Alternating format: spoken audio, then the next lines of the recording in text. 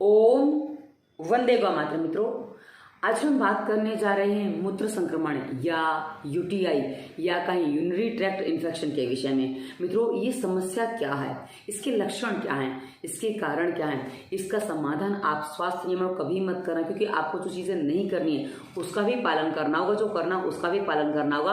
उसके बाद आप कलर थेरेपी में क्या कर सकते हैं, एक्यूप्रेशर में क्या कर सकते हैं और होम रेमेडीज आप क्या क्या अपनाएंगे जिससे आपको बहुत जल्दी आराम हो जाएगा। यदि आप हमारे निर्देशों का पालन करना शुरू कर देते हैं ना मित्रों, तो 2 से 3 दिन में आपको इसमें काफी 50% तक रिलीफ हो जाएगा और पूरा आराम मिलने में जो कॉम्प्लिकेशंस भी आ गए इसके कारण उसको निकलने में करीब बहुत से बहुत महीने भर का समय लगता है, पर बहुत से बहुत 4 से 6 दिन में आपको नॉर्मली आराम हो जाता है। आपको इसके साइड इफेक्ट नहीं परेशान करते, नहीं कि इसके जो असर है वो आपको नहीं दिखते हैं, पर हाँ पूरा असर निकालना है, साइड इफेक्ट भी निकालने हैं तो महीने से 3 महीने का समय लग जाता है। क्योंकि हम धीरे धीरे आपको इसलिए बताते हैं ताकि आप पूरा समाधान कर सकें और जो समस्या आपके सामने आ गई है उसको आप जड़ से खत्म करें और दोबारा आपको उस समस्या का सामना ना करना पड़े। क्योंकि हमारा उद्देश्य है दवा मुक्त भारत तभी पूरा होगा जब आप सभी निर्देशों को ध्यान से सुनकर अपनी गलतियों को सुधारकर उसका पूरा पालन करके अपने आप को ठीक करेंगे।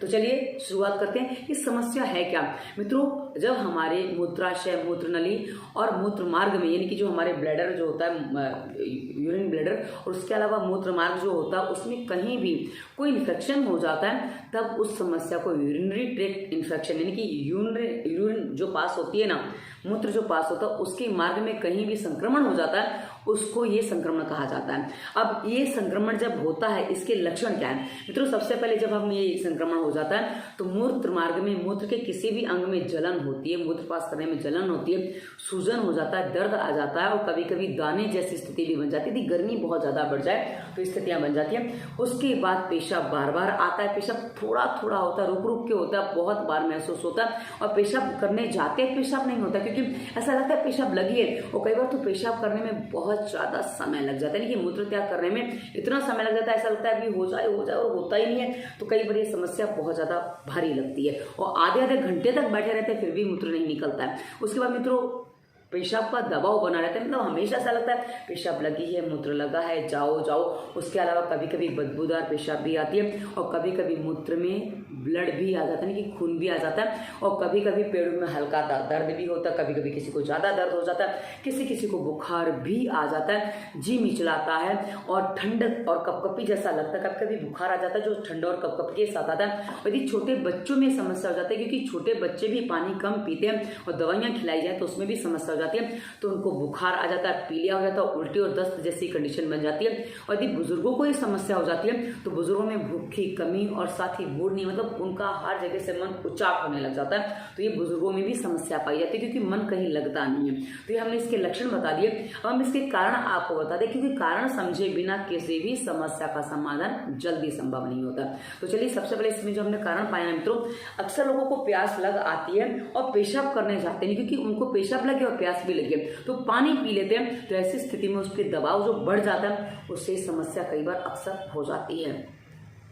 उसके अलावा मित्रों कभी कभी लोग पानी बहुत कम पीते हैं। जी हाँ, आजकल हमने देखा है एसी में रहते हैं, एसी घरों में, एसी गाड़ियों में और एसी मॉल में शॉपिंग करते हैं और ज्यादातर उनका जो माहौल है वैसे ही बना रह जाता है। तो ऐसे लोगों को प्यास नहीं लगती और प्यास न लगने की वजह से वो पानी नहीं पीते। अब आप बोलेंगे प्यास लगे बिना पानी पीना नहीं चाहिए, ऐसा शास्त्र बताते हैं। मित्रों शास्त्र ये नहीं बताते हैं कि आप एसी वातावरण में रहिए तो आपको प्यास लगनी चाहिए, नहीं लग रही तो आपको फिर भी पानी पीना होता है मित्रों। तो पानी कम पीने की वजह से, क्योंकि मैंने देखा है 50, 60, 70, 80, 100 किलो का शरीर है और मुश्किल से 1.5-2 लीटर पानी पी रहे हैं, तो ऐसी स्थिति में आपके शरीर में जो पानी की कमी होती है तो आपका जो बॉडी में जो और कचरा जा रहा है वो साफ नहीं हो पाता, इससे भी कई बार ये स्थितियां पैदा हो जाती हैं। तो जो आप पानी कम पीते हो बहुत बड़ी समस्या है। उसके अलावा मित्रों कुछ लोगों को मूत्र त्याग करने में बहुत जल्दबाजी होती है, मतलब गए बैठे हो गया और थोड़ा बहुत बच गया, उनको वो आराम से नहीं बैठते, आराम से करते नहीं है, बस थोड़ा बहुत बच गया, तो ऐसी स्थिति में कई बार वो निकल आते हैं और उनको ब्लैडर में थोड़ा बहुत जो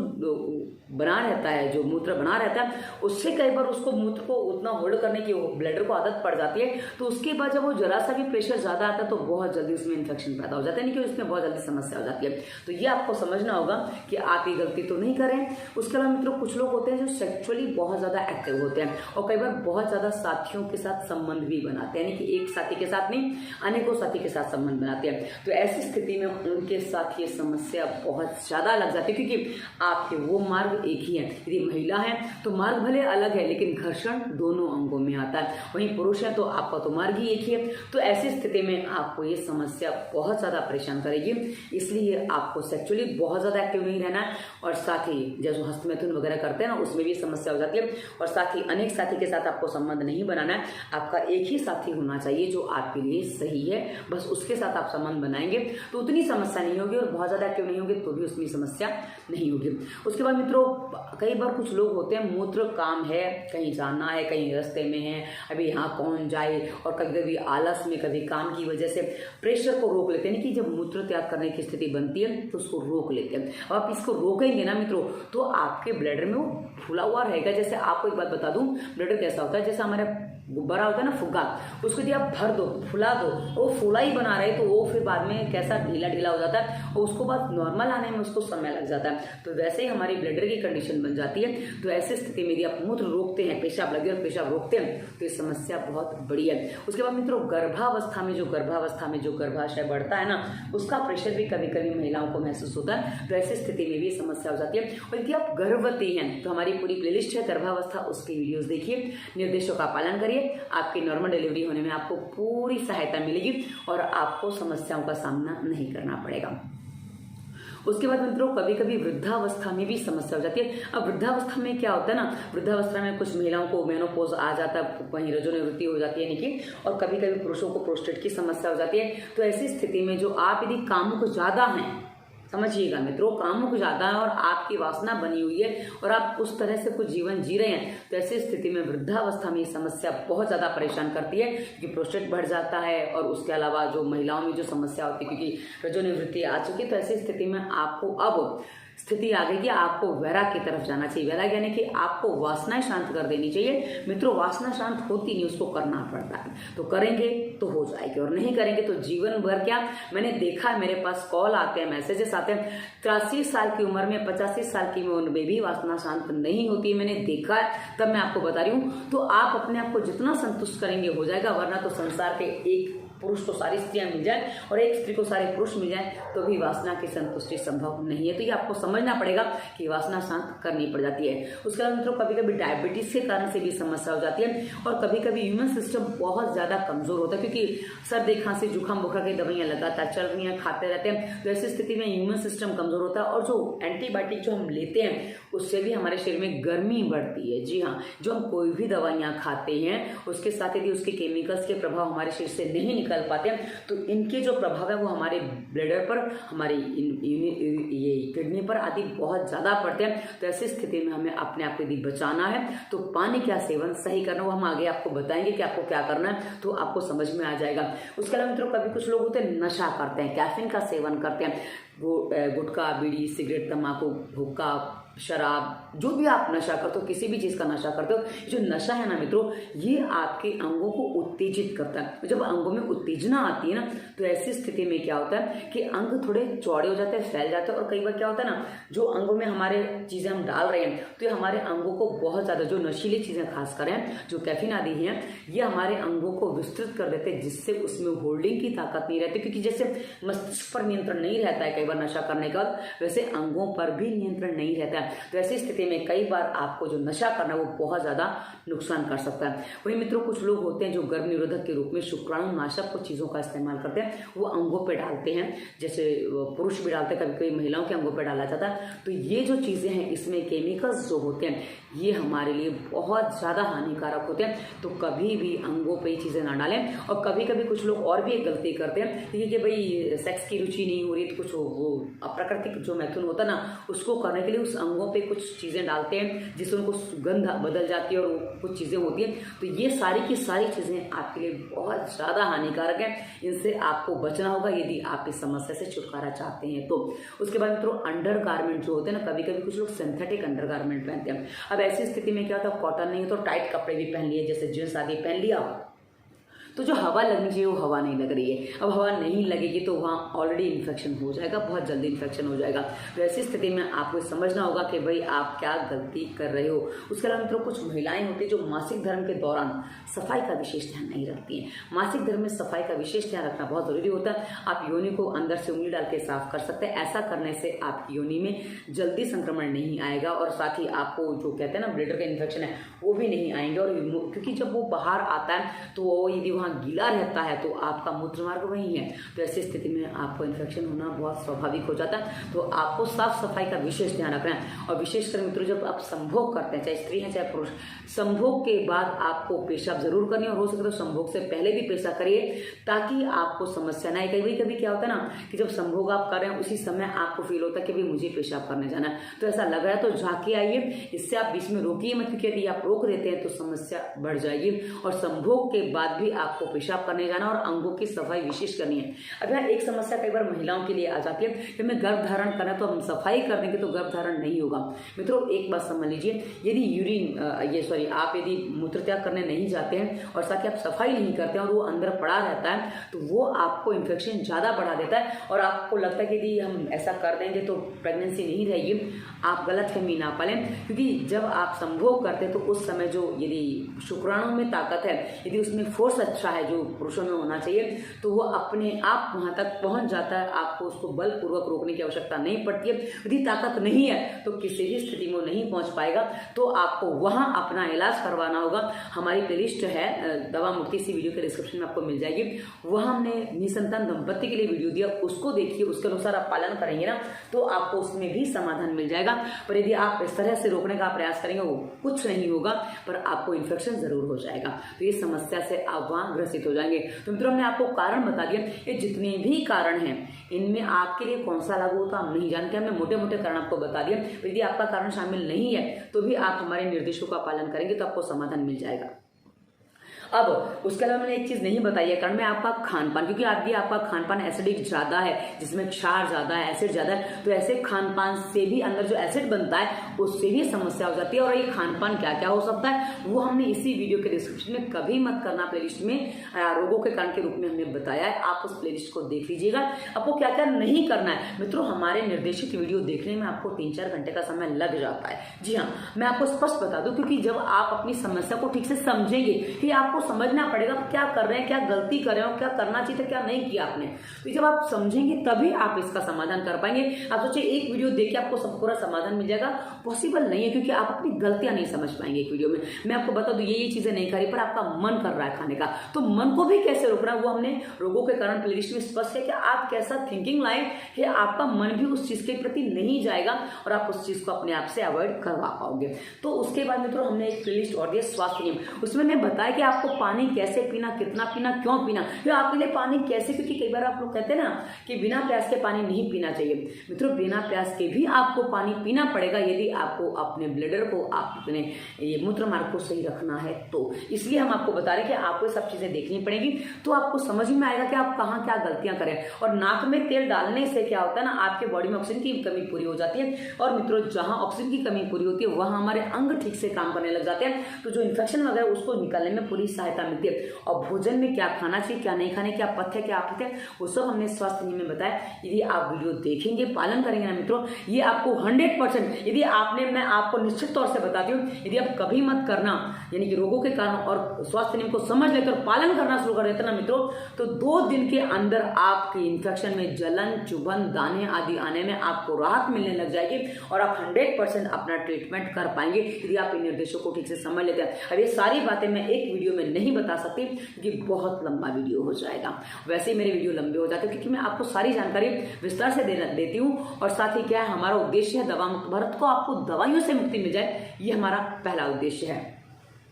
तो चलिए अब हम आगे बढ़ते हैं कि आपको समाधान के लिए और क्या करना चाहिए। जैसे कहा ये 2 आपको पालन कर लेने, 2 प्लेलिस्ट आपको देखनी है। उसके बाद मित्रों मैं आपको बता दूं और क्या करना है कि आपको अब एक कलर थेरेपी भी मैं आपको बता देती हूँ। कलर थेरेपी में आपको काफी आराम मिलेगा। अब आपको ध्यान क्या देना, 2 बातें आप समझिएगा। यदि आप वजन के अनुसार स्वास्थ्य नियम देखेंगे तो आपको पता चल जाएगा। यदि आप पानी बहुत कम पी रहे हैं तो आपको नीला रंग प्रयोग करना है। यदि आप पानी अच्छे से पी रहे हैं, आप पानी ठीक से पी रहे हैं, फिर भी आपको यूरिनरी इन्फेक्शन है यानी कि आप यहाँ दर्द वगैरह सूजन और जलन से परेशान है तो आपको हरा कलर इस्तेमाल करना है। क्योंकि कई बार क्या होता है ना, लोग ये कहते हैं हमें पेशाब बार बार नहीं आता, हमें पेशाब बहुत ज्यादा होता है, हमारा पेशाब होल्ड ही नहीं होता है, हमें बहुत ज्यादा मूत्र होता है और हमें परेशानी होती है, तो आपको हरा कलर इस्तेमाल करना है। देखिए पानी की कमी है तो नीला और नहीं तो हरा। तो मैं आपको यहाँ नीला कलर इस्तेमाल करके बताऊंगी। तो आपको क्या करना है कि सबसे पहले आपके जो किडनी के पॉइंट होते हैं और साथ ही आपका जो जलन है ना, उसके कारण से जो आपको पॉइंट है वो यहाँ पे होता है। आपका पॉइंट आपको यहाँ मिलेगा इस जगह पे। ये कैसे होता है मित्रों, दोनों हमारे अंगों में, शरीर में जो 5 अंग बाहर निकले हैं उसमें 5 अंग ये हैं। मैं आपको अभी डिटेल में नहीं बता रही हूँ, डिटेल में जानना है तो एक्यूप्रेशर डिस्क्रिप्शन में एक्यूप्रेशर प्लेलिस्ट दी है, उसमें देख लीजिएगा, आपको और डिटेल पता चल जाएगा। तो यहाँ आपका दोनों उंगलियों के बीच में यहाँ पे आपका पॉइंट मिलेगा आपको आपके आगे की तरफ, क्योंकि आपका जो मूत्र मार्ग है वो आगे को होते हैं। तो यहाँ पे आप क्या करेंगे, आप यहाँ पे इस तरह से थोड़ा सा ये नीला कलर ऐसे लगा दीजिए। ये आपकी पेशाब की जलन में 10 से 15 मिनट में आपको राहत देगा। लेकिन इसको आदत मत बनाइए, इसको रोज मत करिए, वरना ये फिर काम नहीं करेगा।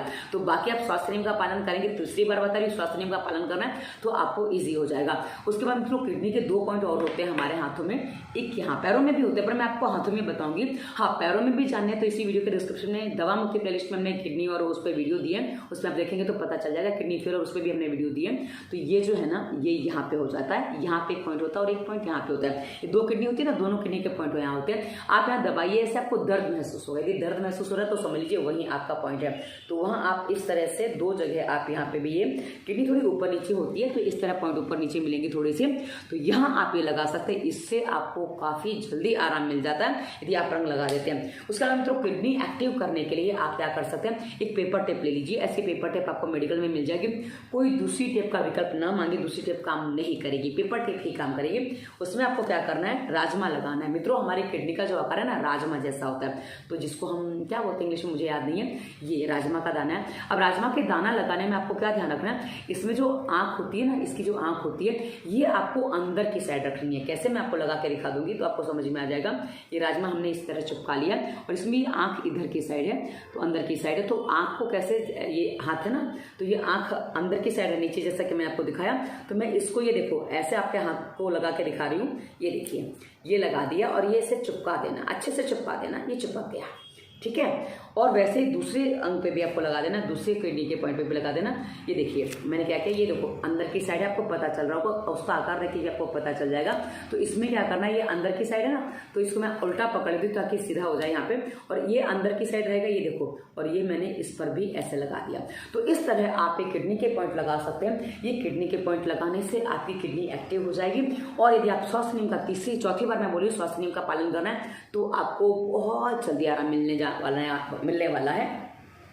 ये पॉइंट आप एक दिन इस हाथ में, दूसरे दिन दूसरे हाथ में भी लगा सकते हैं और पॉइंट आप दबा भी सकते हैं। आप इसको जो है ना ऐसे से धीरे धीरे से दबाएंगे ना, इस तरह से लगा के, तो ये बहुत अच्छा काम करेगा। आप देखिए कितना अच्छे से लग गया है। ये चिपक जाना चाहिए, नहीं चिपकेगा तो ये काम नहीं करेगा। तो आप ऐसे से उसको दबा भी सकते हैं, तो ये बहुत अच्छा काम करता है। ये हमने आपको पॉइंट्स भी बता दिए, कलर थेरेपी भी बता दी, ताकि आप इसका उपयोग करके अपने आप को जल्दी ठीक कर सकें। अब हम आपको बताते हैं कि इसको होम रेमेडीज आप और क्या क्या अपना सकते हैं। मित्रों आप कटी स्नान कर सकते हैं। कटी स्नान किसे कहते हैं, आपके कमर से नीचे का भाग आप पानी में डाल के बैठ जाइए, यानी कि कोई टब में पानी भर लीजिए, बाथटब है तो भी अच्छी बात है, और नहीं आप छोटा सा टब ले लीजिए इतना बड़ा, उसमें आप पानी भर के आप उसमें बैठ जाइए। इससे भी आपको पेशाब में राहत मिल जाती है, इनके पेशाब मूत्र संक्रमण में राहत मिल जाती है। उसके अलावा मित्रों आप पेड़ों के भाग पर, यानी कि नाभि के नीचे का हिस्सा जहाँ पेड़ों का भाग कहते हैं, जहाँ आपको अक्सर पीड़ा होती है, जब ये समस्या होती है ना, तो उसके लक्षण में ये भी आता है कि वहाँ पीड़ा होती है। तो आपको यदि वहाँ पीड़ा हो रही है तो आप क्या करिए कि आप पेड़ों के भाग पे गर्म पानी और ठंडे पानी की, पहले गर्म पट्टी रखिए, उसके बाद ठंडे पानी की पट्टी रखिए।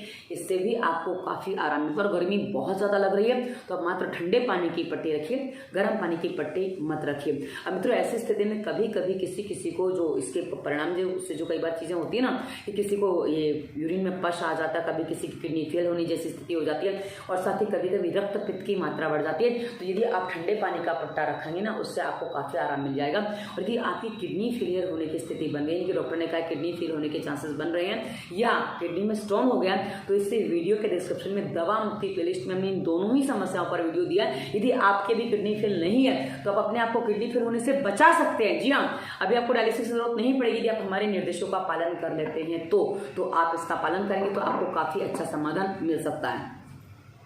अब हम आपको कुछ होम रेमेडीज बता दें कि होम रेमेडीज में आप क्या क्या कर सकते हैं। मित्रों उससे पहले एक बात और बता दूं, आपको जो खाने पीनी है वो चीज़ें, आपको खट्टी चीज़ें, माइल्ड खट्टी चीज़ें लेनी है, मैक्सिमम खट्टी चीज़ें नहीं लेनी है। हाँ, आप टमाटर नहीं खा सकते। आप कोकम एक आता है, आपको गुजरात महाराष्ट्र में अच्छे से मिल जाता है, साउथ में भी मिल जाएगा जहाँ तक मेरी आशा है। तो कोकम आप खा सकते हैं, कोकम आप दाल में डाल के ले सकते हैं। कोकम की ठंडक आपको काफ़ी अच्छा काम करेगी, कोकम आपको ठंडा देगा। और कोकम का एक शरबत आता है, उसको मीठा नहीं होता है, उसको कोकम अगड़ कहते हैं।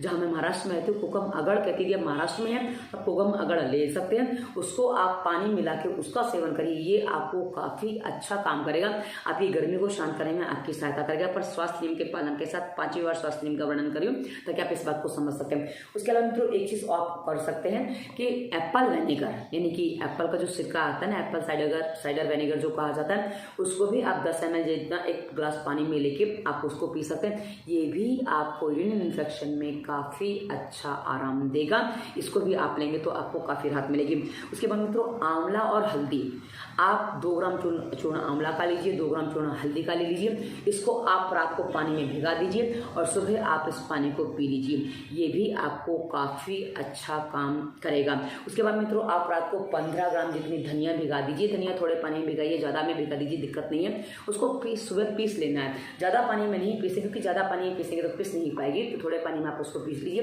उसके बाद उसको मसल के अच्छे से पीस लिया तो पानी डाल के उसके बाद उसको अच्छे से मिला लीजिए। इसका शरबत बना के, इसमें मिश्री भी मिला सकते हैं आप, इसका शरबत बना के पीजिए, ये भी आपको यूरिन इन्फेक्शन में काफ़ी अच्छा लाभ देगा। अब उसके अलावा दिन भर में आपको जो पीना है, खाना पीना है, आप दिन भर में सुबह छाछ, रात को आपने दही जमाए, सुबह उसके दही जम गया, उसकी छाछ बना के आप दिन में 2-3 लीटर छाछ बना लीजिए, ये पानी भी आप पिएंगे। पर ध्यान रखिए मित्रों, छाछ बाजार की नहीं होनी चाहिए, खट्टी नहीं होनी चाहिए। खट्टी छाछ आपके लिए नुकसान करेगी, खट्टी छाछ आपका दर्द बढ़ा देगी, तो खट्टी चीज़ें आपको सेवन नहीं करनी है। आप दही सेवन कर सकते हैं। दही में क्या करना है, आपको दही लीजिए, जैसे आधा कप दही ले लिया, आधा कप उसमें पानी मिला लिया, उसको अच्छे से मथ लिया। अब आधा कप तो मैंने बता दिया, वरना आप लस्सी बना के भी ले सकते हैं। करीब 150 ml जितना दही रहेगा उसमें उतना पानी मिला लीजिए, उसको मथ लीजिए। इसमें आप मक्खन नहीं निकालना है, तो आप गुलाब जल के साथ, गुलाब की पंखुड़ी के साथ गुलाब गुलकंद डाल के इसका सेवन कर सकते हैं। ये भी आपकी यूरिन इन्फेक्शन को काफ़ी अच्छा आराम देगा, बहुत अच्छा आराम मिलेगा आपको। उसके बाद मित्रों अलसी आप खा सकते हैं, अलसी है, दूध दही की चीज़ें आप खा सकते हैं, आप घी का सेवन कर सकते हैं। पर आपको साथ में और भी चीज़ें देखनी है कि आप क्या खा सकते हैं, क्योंकि कहना स्वास्थ्य नियम में 6ठी बार कह रही हूँ, स्वास्थ्य नियम में हमने कभी मत करना। और वो खाने पीने के बारे में जो बताया, आप वहाँ अपनी डाइट को पता लगा सकते हैं कि आपको क्या खाना पीना चाहिए। अब उसके अलावा मित्रों आपको जो नहीं खाने पर वो भी बीच में बता दूं, आपको बाहर की चीज़ें नहीं खानी है, पिज्ज़ा बर्गर आदि नहीं खाना है, ये मैं विशेष बता रही हूँ, पर उसमें भी मैंने आपको बताया, तो आप ये सारी चीज़ें समझ लेंगे तो बहुत अच्छी बात होगी। उसके बाद मित्रों आपको और क्या क्या करना है, आप एक काम और कर सकते हैं, जो तुरंत इन्फेक्शन है उससे तुरंत राहत पाने के लिए आप एक काम करिए, फिटकरी ले लीजिए। फिटकरी को क्या करना है, आप गर्म पानी, गुनगुने से थोड़ा गर्म पानी लेना है। यदि आप महिला हैं तो पुरुषों के लिए थोड़ा अलग है, समझ में आ जाएगा आपको। तो महिला है तो गुनगुने से थोड़ा गर्म पानी लीजिए और उस पानी को में आप फिटकरी घुमा के उससे आप योनि की सफाई करिए। आप ऐसे ऊपर से पानी लेंगे, उससे आपको काफ़ी जल्दी आराम मिलेगा और आप ठीक हो पाएंगे। बाहर से जो इन्फेक्शन है उसमें आपको आराम मिल जाएगा। यदि आप पुरुष हैं तो आपको गर्म पानी नहीं लेना है, आप सादा जल का इस्तेमाल करिए, उसमें फिटकरी घुमा लीजिए और आप ऊपर की चमड़ी को हटा के उसको साफ करेंगे, उसको धोएंगे, उसकी सफाई का ध्यान रखेंगे, तो ये भी आपकी जलन में राहत देगा। ये आपको काफ़ी अच्छा काम करेगा, तो इससे आपको बहुत जल्दी राहत मिल जाएगी। उसके बाद मित्रों आपको भोजन जो करना हो शाकाहारी ही करना, क्योंकि मांसाहारी भोजन आपके लिए अभी हानिकारक हो सकता है, क्योंकि मांसाहारी भोजन में गर्मी बहुत ज़्यादा बढ़ जाती है, तो हानिकारक हो सकता है। उसके अलावा जो आप खा सकते हैं, आप नारियल पानी पी सकते हैं, आप अंकुरित अनाज खा सकते हैं, अलसी ले सकते हैं और उसके साथ ही रसदार सब्जियाँ, यानी कि जिन सब्जियों में रस होता है वो आप सेवन कर सकते हैं। रसदार फल का भी आप सेवन कर सकते हैं, पर रस वाले फल सेवन करने पे एक बात ध्यान रखें, वो फल यदि खट्टे हैं तो आप उसका सेवन ना करें। हाँ, मीठे फल है तो आप सेवन कर सकते हैं, जैसे आप संतरा खट्टा नहीं खाएंगे, मीठा संतरा है तो आप सेवन करिए। आप बोलेंगे इसमें चीनी वगैरह डालने, तो नहीं, वो नहीं चलेगा। आपको फल मीठा जो उसकी प्राकृतिक मिठास है उसके साथ वो फल आप सेवन कर सकते हैं। उसके अलावा आप अनानास का भी सेवन कर सकते हैं। अनानास का रस पीजिए, अनानास की जगह अनानास का रस पिएंगे तो वो आपके लिए अच्छा है। पर आप गन्ने का रस नहीं पिएंगे, आप गन्ने का सेवन करेंगे, गन्ना चूस के खाएंगे, क्योंकि गन्ने का जो रस है ना मित्रों, जो मशीन के संपर्क में आता है ना, वो एसिडिटी बढ़ा देता है। जो आप ये बाकी जो जूस पिएंगे ना, वो आप इलेक्ट्रिक जूस नहीं पिएंगे, आप सादा जूस निकाला वो चल जाएगा। पर यदि आप गन्ने का रस भी यदि आपको इलेक्ट्रिक से निकला तो वो आपको गर्मी बढ़ाएगा। बाकी आप ऐसे रस सेवन करेंगे, वो जो दूसरी चक्की आती है क्योंकि गन्ने के रस की भी चक्की आती है, वो हाथ से घुमाते हैं, उसका भी आपको चल जाएगा। पर नहीं तो आप गन्ना चूसिए, गन्ने का चूसना आपके लिए काफ़ी अच्छा। रोज का भी 1 मीटर का गन्ना चूस लीजिए, ये आपके चेहरे की सुंदरता को भी बढ़ाएगा और साथ ही आपकी किडनी को भी सही करेगा और आपके मूत्र के संक्रमण को भी अच्छा करेगा। और साथ ही मित्रों, सबसे पहले आपको खाने पीने पर ध्यान देना। मैं 5वीं 6ठी बार आपको बोल रही हूँ कि आप खाने पीने पर ध्यान देंगे, वो वीडियोस देख लेंगे तो आपको बहुत जल्दी राहत मिलेगी। क्योंकि हमारे शरीर में जो रोग आते हैं ना मित्रों, पथ्य का पालन न करने से आते हैं। यानी कि हम जो नहीं खाना चाहिए वो खाते हैं, और जो खाना चाहिए वो नहीं खाते हैं, जो करना चाहिए वो नहीं करते, जो नहीं करना चाहिए सब कर लेते हैं। तो ऐसी स्थिति हमारे शरीर में रोग आ जाते हैं। तो आशा है आपको सारी बातें स्पष्ट हो गई होंगी कि आपको क्या करना, क्या नहीं करना, और क्या क्या होम रेमेडीज आप अपना सकते हैं। करिए मित्रों, आपको बहुत जल्दी आराम मिलेगा। और एक प्रयोग मैं आपको और बता दूं, चाय का प्रयोग है ये वैसे मैं चाय का पक्ष नहीं लेती हूँ, पर अभी आप इसका प्रयोग कर सकते हैं। इसका प्रयोग आप 21 से 21 दिन कर सकते हैं। 21 दिन में काफी आराम दे देता है, ये किडनी की सफाई कर देता है। करना क्या है आपको, चाय पत्ती, जैसे आप नॉर्मली चाय पत्ती लेते हैं ना, 1 चम्मच चाय पत्ती ले लीजिए और 1 कप पानी में, करीब 150 से 200 ml पानी में आप उसको डाल दीजिए और उसको आप चाय पत्ती को आपको उबालना है, धीमी आंच पर उबालिए। उसके बाद उसको क्या करना है, चाय जो पानी है ना आधा रह जाए, जी हाँ पानी आधा रह जाए, उसके बाद उसको छान लीजिए। उसमें उतना ही पानी मिला देना है, जितना पानी था वापस आपको उतना कर देना। आधा पका के धीमी गैस पे पकाना है, धीमी आंच पर पकाना है, वापस उसको भर लीजिए। और ये पानी आप सुबह खाली पेट पिएंगे। खाली पेट यानी कि आप बासी मुंह ले सकते हैं, दिक्कत नहीं आएगी। तो ये आप लीजिए। उसके बाद आधे घंटे बाद आप कुछ भी खा पी सकते हैं, मतलब पानी पिएंगे, पेट साफ। सुबह का आपको उषा पान तो करना ही है। और यदि आप चाहें तो इसको उषा पान के बाद भी कर सकते हैं। यदि आपको लग रहा है कि उषा पान पहले करना है, सुबह का पानी जल्दी पीना है, तो उसके बाद भी। पर इसके बाद आप 1 घंटे बाद कुछ खाएं पिए तो आपको ये आपकी जो ब्लैडर है ना, ये किडनी है, उसकी सफाई में बहुत अच्छा काम करता है। तो ये प्रयोग भी आप कर सकते हैं। तो हमने आपको काफी चीजें बताई हैं। अब आप किसमें से कितना करते हैं, पथ्य का पूरा पालन करिए, पथ्य का पूरा हटा दीजिए। तो आप यदि कर लेते हैं तो मित्रों आपको बहुत जल्दी समाधान मिल जाएगा। करके देखिए, जड़ से समाधान होगा मित्रों। आधा अधूरा कुछ भी नहीं बताते, हम पूरा बताते हैं। तो आशा है आपको अपने प्रश्नों के उत्तर भी इसमें मिल जाएंगे। और यदि आपका कोई प्रश्न बचता है तो टिप्पणी वीडियो पर करिए। इंस्टाग्राम, फेसबुक, गूगल में डिस्क्रिप्शन में है, आप हमें वहां भी प्रश्न कर सकते हैं और हमें वहां फॉलो भी कर सकते हैं। वहां बहुत सारे मोटिवेशनल थॉट्स वगैरह देते हैं जो आपके मन, आपके मस्तिष्क को जगाने का काम करते हैं। और कई बार आप निर्णय नहीं ले पाते, उसमें निर्णय लेने में भी सहायता करते हैं। मैं ऐसी कुछ बातें आपको बताते हैं और उसके बाद आप हमसे कहीं भी प्रश्न कर सकते हैं। और अंत में हमने नंबर दिया क्योंकि हमने आपको समाधान पूरा बताया है। आप तनाव मुक्त भी हो सकते हैं। आप सारे एक बार लिस्ट चेक करेंगे तो आपको पता चल जाएगा। और अंत में नंबर दिया ताकि आप अंत में हमें फोन कर सकते हैं, आप कंसल्टेंसी कर सकते हैं। कंसल्टेंसी की फीस होती है, फीस आपकी रोग अनुसार होती है, इसलिए फीस अलग अलग होती है। तो आप निर्देशों का पालन करिए, अपने आप को स्वस्थ बनाइए। और मित्रों, हमारे निर्देश ऐसे होते हैं जिसका पालन करना किसी के लिए कठिन नहीं होता, पर जो आप कर सकते हैं सारी चीजें आपको कर लेनी होती है। करते हैं तो समाधान है। और एक बार आप एक प्रश्न बहुत कई बार पूछते हो, आप सुनते नहीं हो ना ध्यान से, ये पॉइंट आप एक दिन इस हाथ में, एक दिन दूसरे हाथ में भी लगा सकते हो। तो ये आशा है आपको समझ में आ गया होगा। तो आप देखिए करके और आप लाभ लीजिए और अपनी दवाइयों से मुक्त होइए। ये वीडियो कैसा लगा उसे बताइएगा। धन्यवाद। वंदे मातरम।